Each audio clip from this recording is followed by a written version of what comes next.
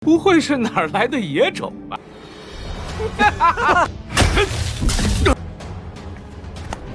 哎呀！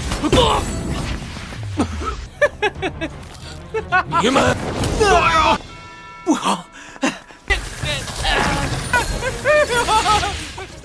！Halo semuanya, selamat datang di Ruang Sinema. Bagaimana kabar kalian semua? Semoga selalu sehat dan baik-baik saja.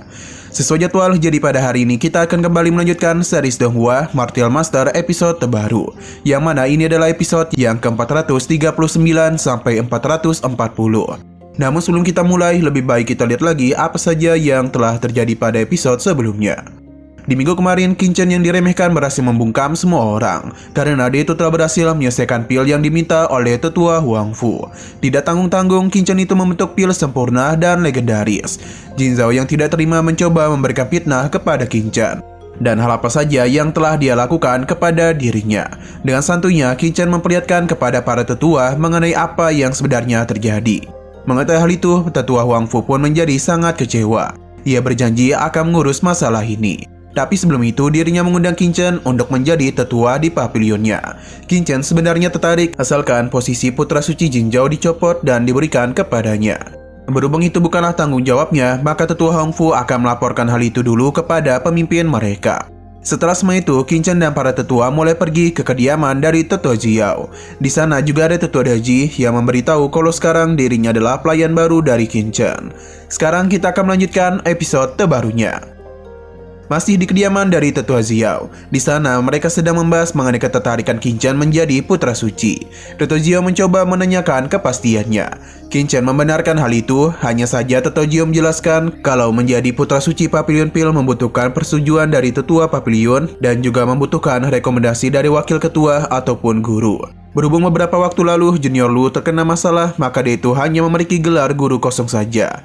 Xing Feng merasa ini adalah kesempatan yang bagus. Tapi saat ini guru mereka sedang mencurigai Junior Lu dan adik seperguruannya yang terpuruk, sebab dia itu telah dihabisi. Hal ini tentu saja membuat mereka terkejut. Apalagi ternyata semua itu masih berhubungan dengan keluarga Zuo. Junior Lu baru saja meninggoy, jadi jika mereka langsung meminta posisi putra suci kepada guru mereka, maka bisa saja guru mereka memiliki kecurigaan terhadap semua ini. Xing Feng hanya bisa terdiam saja. Sedangkan untuk Qin Chen berterima kasih atas kejujuran tetua Jiao. Namun Qin Chen sudah membulatkan tekadnya menjadi putra suci. Jadi setelah masalah Junior Lu selesai, Qin Chen berharap tetua Jiao mau membantunya. Lu Shidi Shen Yun并非一，结果陆师弟刚死。不过本少心意已决。 Setelah semua itu, Qin Chen dan yang lainnya pun mulai pergi dari kediaman tetua Jiao. Di sana, Qin Chen mengajak mereka untuk pergi ke kediaman dari keluarga Zuo.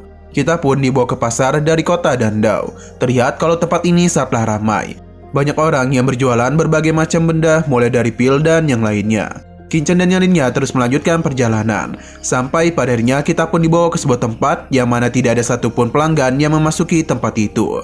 Padahal orang-orang di pasar sangatlah banyak, namun tidak ada satupun yang tertarik kemari.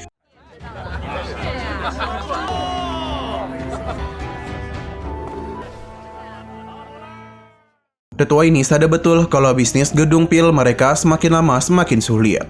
Tetua di sebelahnya menyarankan untuk mencari keberadaan dari Raja Obat Suani. Namun mereka tak bisa melakukannya karena Lu Sheng baru saja mendapatkan musibah. Apalagi ketika itu Tuan Suani telah kehilangan jabatan sebagai wakil ketua karena berani menyinggung istana penegak hukum. Kini keluarga Zhao telah berutang banyak kepada Tuan Suani. Ternyata mereka ini adalah keluarga Zuo. Sebenarnya kejadian yang menimpa putra suci merupakan kecelakaan, apalagi tetua ini mendapatkan beberapa informasi. Tidak lama kemudian, Qin Chen dan yang lainnya pun tiba. Keluarga Zhao yang sudah lama tidak ada pelanggan menyambut mereka dengan sangat gembira. Bahkan pemimpin keluarga secara langsung membimbing mereka untuk masuk. Sepertinya mereka belum sadar kalau ada Xing Feng di sana. Di saat pemimpin ini melihat ke arahnya, ia pun merasa ada yang tidak asing. Pada akhirnya pemimpin itu pun sadar kalau pria tua di hadapannya adalah putranya. Xing Feng mulai memanggilnya ayah dan reuni yang menyedihkan pun terjadi. Hal ini satu wajar karena Xing Feng sudah lama tidak pulang. Bahkan para tetua juga tidak percaya kalau dia akan datang kemari.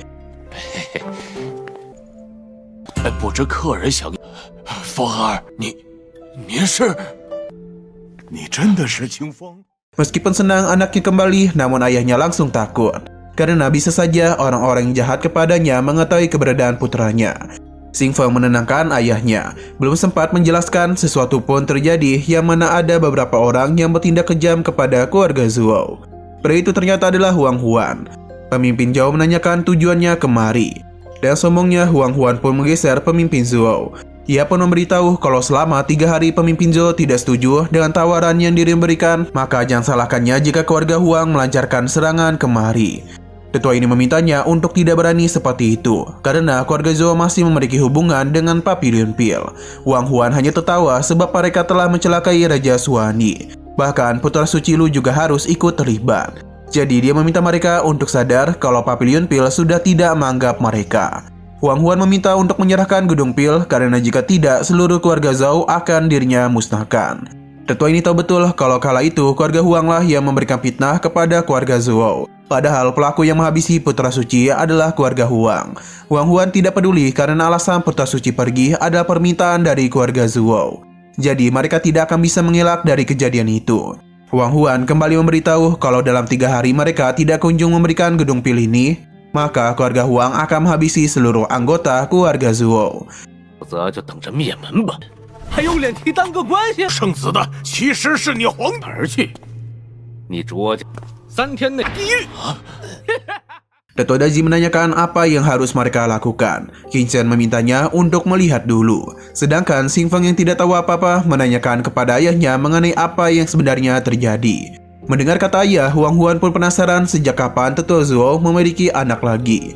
Dia pun mulai memperhatikan Xing Feng dan menduga kalau dia itu adalah anak haram. Huang Huan pun mentertawakan semua ini. Melihat mereka yang mentertawakan dirinya tentu saja membuat Xing Feng sangat marah. Ia pun langsung saja melancarkan serangan kepada Huang Huan.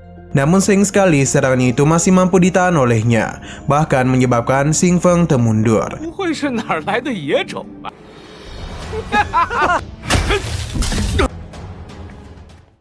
Huang Huan kesal karena keluarga Zhou masih ada yang berani kepadanya. Jadi dia pun meminta para bawahannya untuk memberikan hukuman kepada mereka. Alhasil seluruh barang-barang yang berada di sana pun mulai mereka hancurkan. Orang-orang ini sama sekali tidak memiliki belas kasihan. Bahkan kursi yang tidak salah apapun juga ikut dihancurkan. Selain itu harta-harta yang merupakan barang dagangan keluarga Zhou juga ikut dihancurkan. Dan ini tentu saja mereka akan mengalami kerugian yang sangat besar. Para tetua berusaha untuk menghentikan hal ini, namun bawahan Huang Huan tidak mau mendengarkannya dan terus saja merusak barang-barang di sana. Sedangkan untuk Qin Chen sendiri sedang santuy sambil meminum tehnya. Huang Huan terus meminta bawahannya untuk menghancurkan segala yang mereka lihat. Kepala keluarga Zhou ini tidak tinggal diam saja. Ia berusaha untuk menghentikan mereka, namun apa daya dirinya malah diserang oleh bawahan Huang Huan. Melihat ayahnya yang terluka, tentu saja membuat Xing Feng menjadi sangat khawatir kepadanya. Huang Huan pun mentertawakan Zhou Muxian karena mereka sudah kehilangan Raja Obat Xiani. Jadi keluarga Zhou tak bisa berani seperti dulu lagi. Zhou Muxian tentu saja kesal dan kesombongan Huang Huan. Tapi dia itu tidak bisa berbuat apa-apa.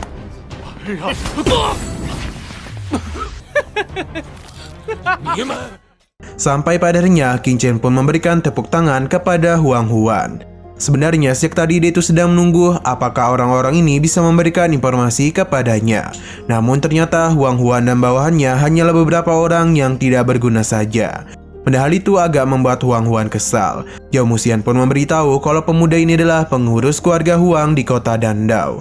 Jadi dia meminta Qin Chen untuk tidak gegabah. Qin Chen meminta Zhou Muxian untuk tidak usah khawatir, sebab keluarga Zhou akan baik-baik saja. Ia bahkan berjanji penderitaan yang selama ini mereka rasakan akan segera berakhir.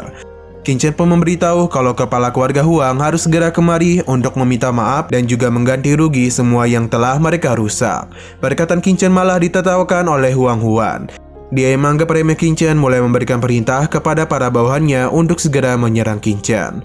Dalam pertarungan singkat itu, Qin Chen dan mudah menahan pria ini dan juga mementalkannya. 不知天高地厚。 Melihat apa yang terjadi kembali membuat Huang Huan kesal karena Qin Chen itu sudah berani menyentuh anggota keluarga Huang.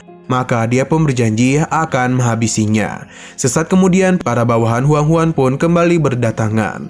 Ia meminta mereka untuk tidak melamun sebab Qin Chen harus segera ditangkap. Kedua bawahannya pun paham dan bersiap untuk melancarkan serangan.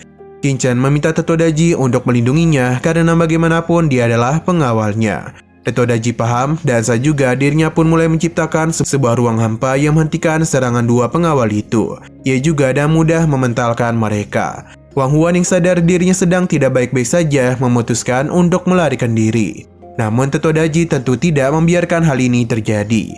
Ia pun memberikan tekanan kuat yang berhasil menjatuhkan Huang Huan. Tidak berhenti sampai di situ saja. Ia juga mengikatnya agar tidak bisa kemana-mana lagi.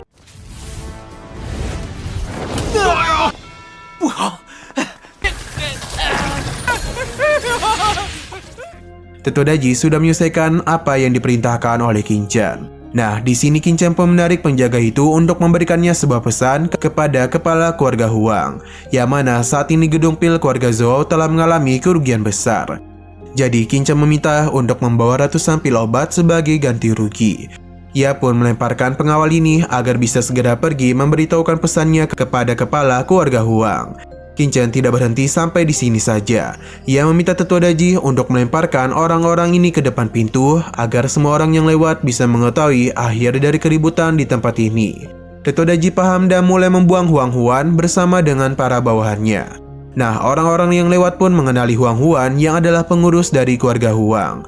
Salah satu dari orang ini berusaha untuk memberikan bantuan, tapi Tetua Daji segera menghentikannya. Ia meminta semua orang untuk melihat bahwa inilah akibatnya jika berurusan dengan keluarga Zhou.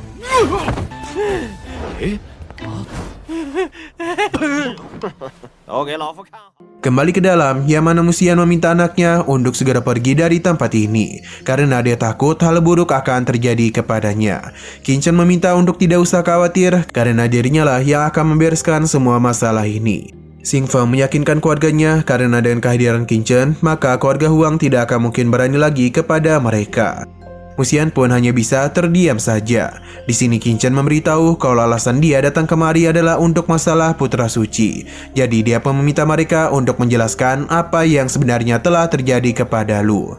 Musian paham dan memberitahu kalau sebenarnya masalah ini berhubungan dengan Xing Feng. Keluarga Huang sempat memberikan bantuan kepada mereka. Dan dalam beberapa tahun terakhir, Raja Obat Suani pergi untuk membina Lu Shengji sebagai putra suci. Karena terlalu banyak bekerja, kondisi tubuhnya pun menjadi semakin buruk dari hari ke hari. Bahkan sekarang Raja Obat Xianyi hanya memiliki waktu 10 tahun saja untuk bertahan hidup. Xing Feng baru tahu kalau gurunya mengalami masalah sebesar ini. Musian pun sadar betul kalau keluarga Zhou-nya telah banyak membuat kesalahan. Jadi mereka mencoba untuk membantu dengan mencari cara untuk memperpanjang umur. Sampai pada akhirnya mereka mendapatkan kabar mengenai jamur Gandorma dari keluarga Huang.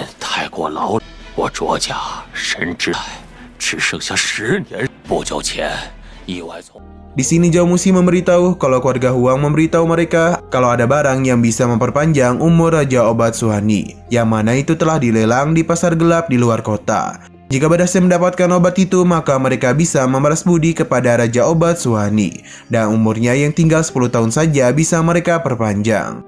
Keluarga Zhou percaya dan ucapan keluarga Huang, jadi mereka pun segera menggadaikan kediaman yang telah lama mereka tinggali hanya untuk mencari obat tersebut. Qingchen pun menanyakan apakah obat ini sudah mereka dapatkan. Dan jika memang benar, mengapa mereka tidak memberitahukan hal itu secara langsung kepada Raja Obat Suani. Ternyata sebelumnya pasar gelap diam-diam memiliki persaingan dengan Papiliun Pil.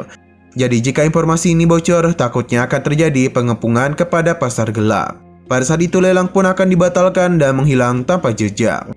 Mendengar semua itu, Qingchen pun tidak menduga kalau para tetua percaya dengan rumor tersebut. Tapi apa daya saat ini mereka benar-benar terdesak.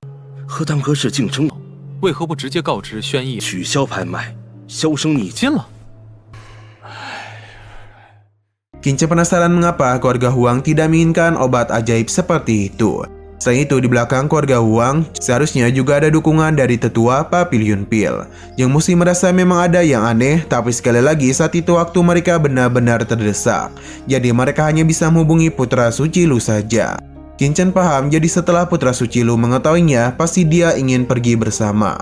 Namun siapa sangka kalau di sana telah terjadi sebuah kecelakaan yang menimpa Putra Suci Lu. Dan juga tidak ada jamur roh darah di pasar gelap. Setelah kejadian itu, secara tiba-tiba keluarga kerajaan berubah sikap.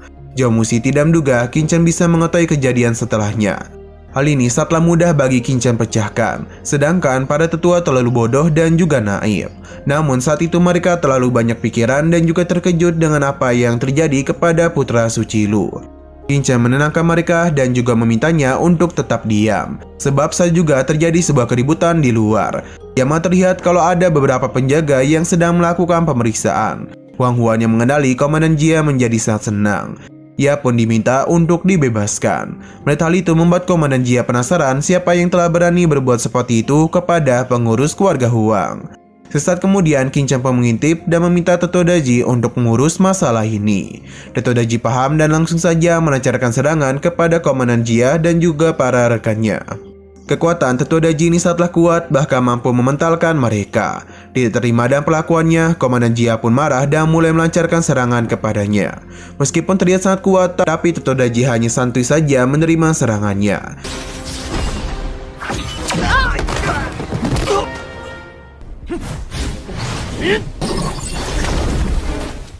Komandan Jia begitu percaya diri dengan serangannya karena siapapun yang memasuki domain esensi sejatinya, maka orang itu akan menerima serangan tanpa henti. Dia yang awalnya percaya diri langsung saja terdiam karena Tetua Daji tidak mengalami luka apapun. Bahkan dia itu sama sekali tidak jatuh dalam domainnya. Bagi Tetua Daji, serangan esensi sejati itu masih tidak cukup untuk menggaruk punggungnya. Hanya dengan jari telunjuk saja dia akan menghancurkan domain yang dibuat oleh Komandan Jia. Ini semua membuatnya terkejut, apalagi Tetua Daji yang sangat cepat datang ke arahnya.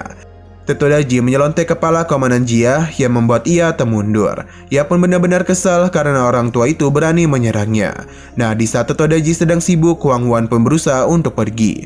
Namun Qin Chen langsung melancarkan serangan kepadanya. Selain itu, Qin Chen meminta Tetua Daji untuk membawa Komandan Jia masuk. Tetua Daji paham dan langsung saja melemparkannya masuk ke dalam gedung pil.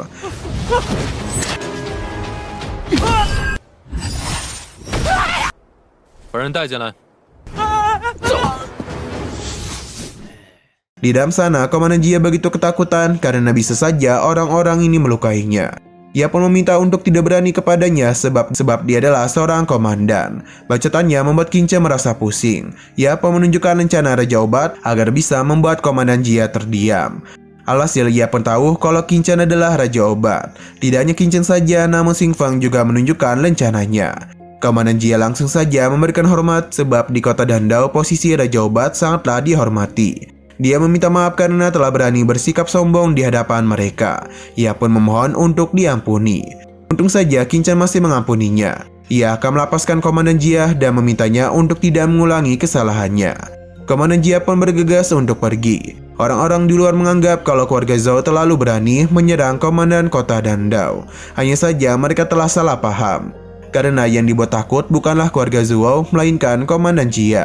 Ia pun bergegas pergi meninggalkan Huang Huan yang meminta pertolongan. Para bawahannya juga meminta untuk membalas dendam. Namun Komandan Jia meminta mereka untuk tetap diam dan pergi dari tempat ini.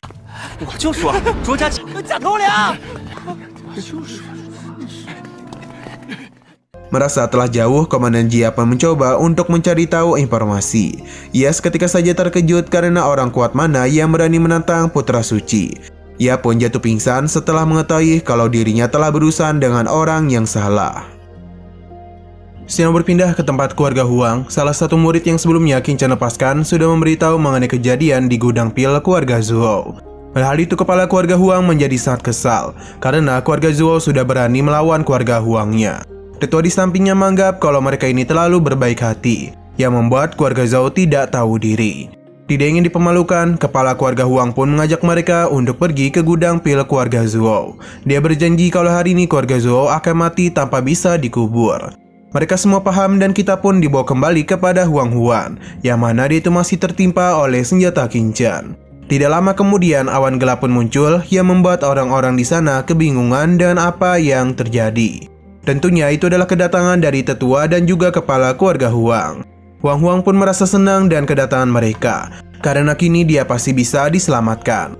Kepala keluarga meminta Huang Yuolong untuk membantu Huang Huan, sedangkan dirinya akan pergi mengurus keluarga Zhou. Kepala keluarga Huang pun meminta Zhou Muxin untuk segera keluar. Mendengar perintahnya, Zhou Muxin pun ingin menemuinya. Namun Qin Chen menahannya dan meminta untuk menunggu dulu. Di luar terlihat kalau Huang Huan tersenyum puas sebab dia itu yakin kalau Huang Yonglong akan membebaskan dirinya. Akan tetapi Huang Yonglong sama sekali tidak mampu menggerakkan harta itu. Sampai-sampai dia itu dipaksa untuk menggunakan seluruh kekuatan spiritualnya hanya untuk mengangkat harta itu. Akan tetapi semua usaha yang dia lakukan tidak membuahkan hasil apapun. Yang ada Huang Huan malah menjerit kesakitan.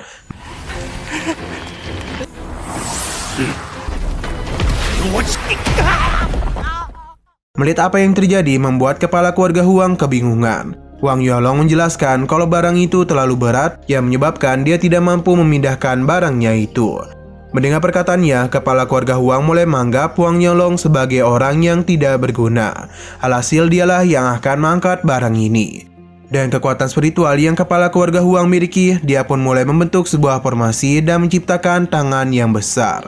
Semua ini tentu dirinya lakukan untuk menyelamatkan Huang Huan.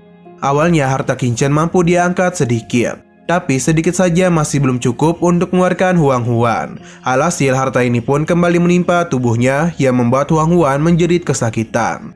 Kepala keluarga Huang masih belum terima dan dia pun kembali berusaha dan keras untuk bisa mengangkat benda berat itu. Di tengah proses angkat-mengangkat, Qin Chen dan yang lainnya pun mulai keluar.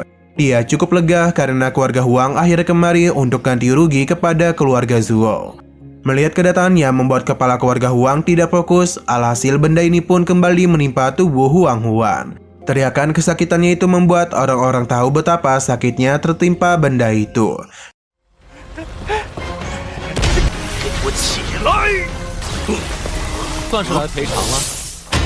Tetua Huang Yonglong menanyakan siapa Qin Chen dan memintanya untuk melepaskan murid keluarga Huang, karena jika tidak dia itu akan memberikan pelajaran kepadanya. Mendengar perkataannya membuat Qin Chen sadar kalau tujuan keluarga Huang kemari bukanlah meminta maaf. Alhasil dia akan melihat bagaimana cara keluarga Huang menyelamatkan orang-orangnya. Tidak mau diremehkan oleh seorang pemuda, kepala keluarga Huang mulai meningkatkan kekuatan spiritualnya untuk menciptakan tangan yang jauh lebih besar dibandingkan sebelumnya. Ia pun segera berusaha untuk mengangkat benda itu.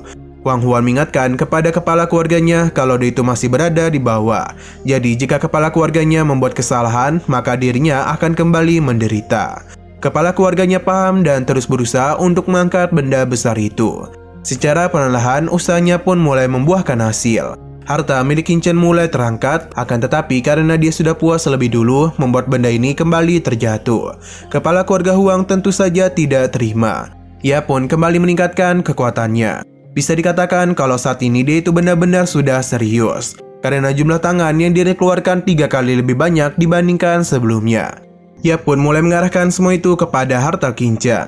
Sadar kalau serangan itu sangat mematikan, Qin Chen pun mengambil hartanya yang mengakibatkan serangan kepala keluarga Huang mengarah tepat kepada Huang Huan. Alhasil serangannya pun malah membuat Huang Huan terpental.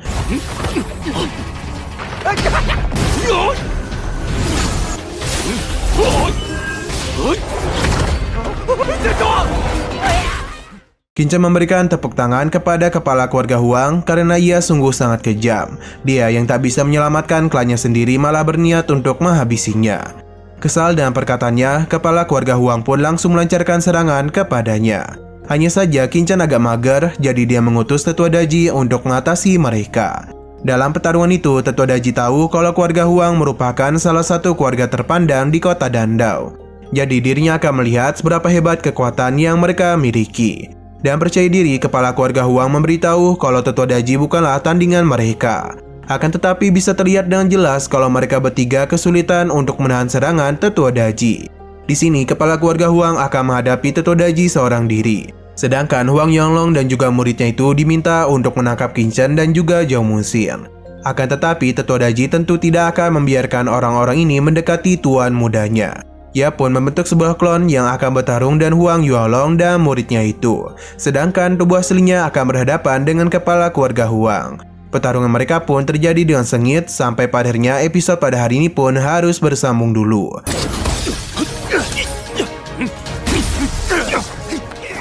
Masih di tempat yang sama, terlihat kalau kepala keluarga Huang dan yang lainnya benar-benar tidak menyangka dengan kekuatan yang dimiliki oleh Tetua Daji. Sedangkan untuk Huan Huan sendiri hanya bisa menonton tanpa bisa memberikan bantuan kepada para penetuanya. yang mana mereka itu terus mendapatkan serangan dari tetua Daji. Di sini kepala keluarga Huang kembali meningkatkan kekuatannya agar bisa menghabisi tetua Daji. Meskipun dia sudah menggunakan seluruh kemampuannya, akan tetapi semua itu masih belum bisa mengalahkan tetua Daji. Justru dia itu sudah mudah melancarkan serangan balik kepada kepala keluarga Huang. Dan sekali lagi ia pun berhasil mementalkannya.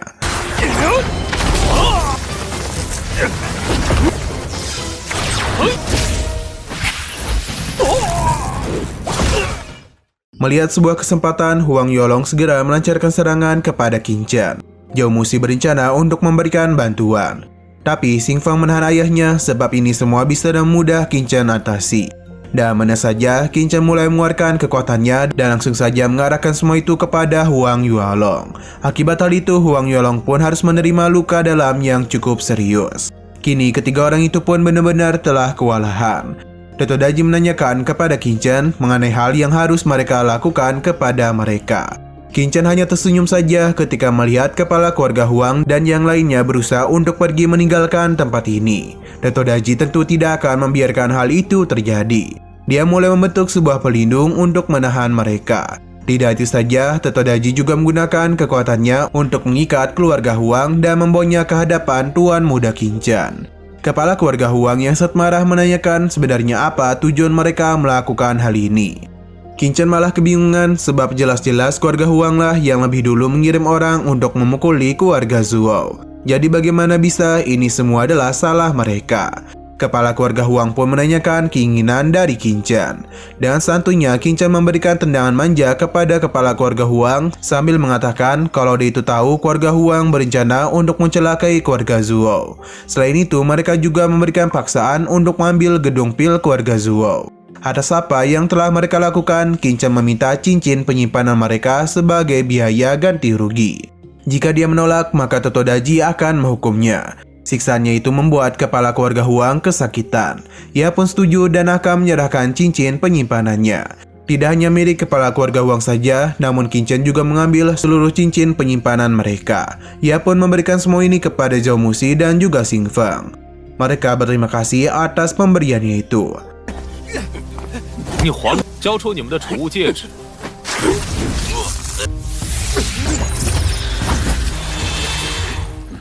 Setelah semua ini, Qin Chen pun mempersilahkan mereka untuk pergi. Tetua Daji pun melepaskan ikatannya dan membuat keluarga Huang masih bisa selamat dari kematian. Dalam perjalanan pulang itu, Huang Yolong menanyakan mengenai tindakan apa yang harus mereka lakukan. Kepala keluarga Huang yang marah langsung saja melampiaskannya kepada mereka. Dia meminta Huang Yolong dan yang lainnya untuk kembali pulang. Sedangkan untuk dirinya akan pergi ke Papilion Dan untuk meminta bantuan sebab Huang Daoseng tidak akan memberikan ampunan kepada orang-orang yang telah meremehkan keluarganya. Scene lalu kembali kepada Qin Chen. Tetua Daji penasaran mengapa mereka tidak memusnahkan keluarga Huang. Padahal mereka itu sudah bertindak kurang ajar. Dia yakin kalau cepat atau lambat mereka akan kembali membuat masalah. Qin Chen menenangkannya sebab mereka tidak perlu langsung menghabisi keluarga Huang. Karena bagaimanapun mereka adalah orang yang memiliki moral. Qin Chen meminta Zhao Muxi untuk sementara waktu menutup gedung pil miliknya. Karena dia ini akan terlebih dahulu menyelesaikan masalah keluarga Huang. Zhao Muxi paham, akan tetapi dia meminta Qin Chen untuk selalu berhati-hati. Karena di belakang keluarga Huang ada sosok tetua Papilion Dan. Qin Chen memintanya untuk tidak khawatir, karena tidak akan terjadi apapun kepada dirinya. Ia pun mempersilahkan mereka untuk kembali masuk. 以德服人，那是丹阁的几位长老。陈少，走。 Nah, pada keesokan harinya, kita pun diperkenalkan kepada pria kecil yang ditakuti oleh orang-orang di sana. Sampai pada harinya, Tuan He ini bertemu dengan Qin Chen dan juga Xing Fang. Melihat wajahnya itu, Tuan He pun mencoba mencocokkannya dan gambar yang dirinya bawa. Pada harinya, ia pun tahu kalau di hadapannya adalah Qin Chen. Tujuannya mencari Qin Chen adalah permintaan tuannya yang ingin bertemu dengannya. Akan tetapi, Qin Chen masih belum tahu apa-apa mengenai orang yang Tuan He bicarakan. Alhasil itu pun membuatnya kesal sebab Qin Chen hendak menjadi Raja Obat, akan tetapi dia justru tidak tahu apa-apa tentang tuannya. Padahal tuannya itu adalah guru obat dari Papilion Xinghong. Namun Qin Chen masih belum mengenalnya, yang mana hal itu pun membuat Tuan He menjadi semakin marah. Xing Feng menjelaskan kalau guru Phil Xinghong adalah salah satu dari 3 wakil ketua Papilion Dan. Selain itu, dia juga adalah guru dari wanita suci si Aoling. Qin Chen akhirnya paham, namun Tuan He malah kembali kesal. Karena setelah mendengar nama tuannya, Qin Chen itu tidak menunjukkan sikap hormat. Ia pun meminta Qin Chen untuk mengakui kesalahannya. Akan tetapi, Qin Chen langsung menyelontek kepala Tuan He yang membuat dia terpental cukup jauh. 我家大人来当和，听到我家大人名讳。 Tuan He kesal karena Qin Chen itu telah berani memukul dirinya. Akan tetapi, Qin Chen memberitahu kalau yang berbuat salah adalah Tuan He. Karena dia itu berani berbicara seperti itu di hadapan dirinya yang adalah Raja Obat. Alhasil, semua orang pun terkejut. Dan Tuan He sendiri tidak bisa berkata-kata. Qin Chen mengajak Xing Feng untuk melanjutkan perjalanan mereka. Xing Feng memberitahu kalau Qin Chen baru saja menyinggung 2 wakil ketua kabinet. Dan juga telah mempermalukan anak alkimia Master Xing Hong. Akan tetapi, Qin Chen tidaklah menyesal. Sebab dia tahu kalau kemungkinan ada 2 alasan Master Xing Hong mengundang dirinya. Yaitu mengajaknya bergabung dan juga memberikan peringatan. Ia sudah tahu kalau Master Xing Hong memiliki putri suci di bawah komandannya. Jadi jikapun dia bergabung di sana, maka tidak mungkin Master Xing Hong menjadikannya putra suci. Jadi sekarang prioritas utama Qin Chen adalah bertemu dengan Raja Obat Suhani. 陈少， 便是拉拢我，也不可能让我当上圣子。一拉拢， Setelah melakukan perjalanan yang cukup lama, akhirnya mereka pun sampai di sebuah tempat, yang mana Xing Feng memberitahu kalau ini adalah tempat tinggal dari Raja Obat Suhani. Melihat tempat itu benar-benar membuat mereka terkejut, karena ini tidaklah besar. Sesaat kemudian kita pun diperlihatkan dengan seorang kakek tua, yang sepertinya dia itu adalah Raja Obat Suhani. Kemungkinan dia ini telah sakit parah sebab berjalan saja sulit baginya. Melihat gurunya, Xing Feng pun menjadi sangat sedih. Ia pun bergegas untuk menemuinya dan memberikan hormat kepadanya. Walaupun sudah lama tidak bertemu, akan tetapi Suhani sepertinya masih mengenali Xing Feng. Ia pun menjadi sangat terharu karena muridnya ini telah kembali pulang. Suhani tahu kalau Xing Feng berhasil menjadi Raja Obat. Ia pun menjadi sangat bangga karena pernah menjadi gurunya.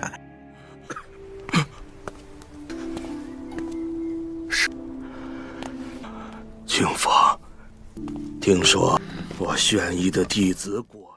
Xing Feng mengajak gurunya untuk duduk dulu lalu memperkenalkan Qin Chen kepadanya.